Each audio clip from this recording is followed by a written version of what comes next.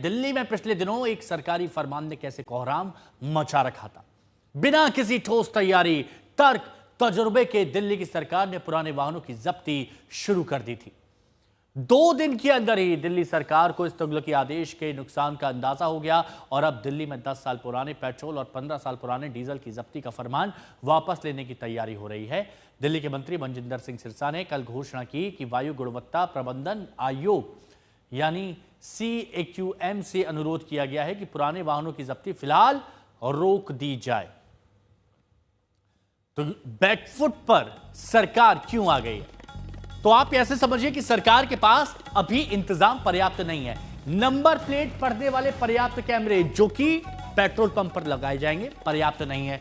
कई ANPR कैमरों के स्पीकर खराब हैं। यह भी एक बड़ी समस्या है ना कि आपके पास पूरा सिस्टम नहीं है।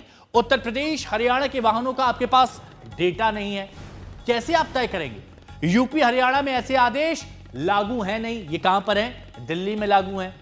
कहीं का आपके पास डाटा नहीं है, कहीं आपके पास कैमरे नहीं है, कहीं पर आपके पास सिस्टम नहीं है और आपने आदेश जारी कर दिया। सराय काले खां के स्क्रैप गोदाम में वाहन है और इसके साथ ही जो जब्त हुए उनका क्या, उनके बारे में बताया जाएगा। जब्त वाहन वापसी पर नया सर्कुलर जारी किया जाएगा। इस सूत्रों के हवाले से खबर है। वाहन मालिक को हलफनामा देना होगा, 10,000 रुपए का जुर्माना भरना होगा और जब्ती में हुआ ट्रांसपोर्ट विभाग का खर्च चुकाना हो। जो गाड़ी उठा के ले गई और पहुंचाया तो उनका जितना भी खर्चा होगा वो देना होगा। अब इसी से जुड़ी हुई एक रिपोर्ट आपको हमारे सहयोगी अमित भारद्वाज के दिखाते हैं।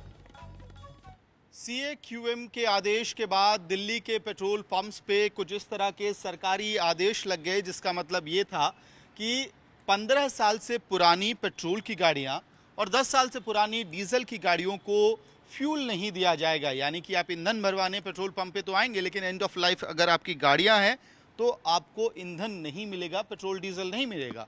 और इसको आइडेंटिफाई करने के लिए ANPR सिस्टम लगाया गया। ये ऑटोमेटिक कैमरा जो नंबर प्लेट्स को देख के आइडेंटिफाई कर लेता कि आपकी गाड़ी एंड ऑफ लाइफ पे है या नहीं। अगर है तो फिर अनाउंसमेंट होता स्पीकर से।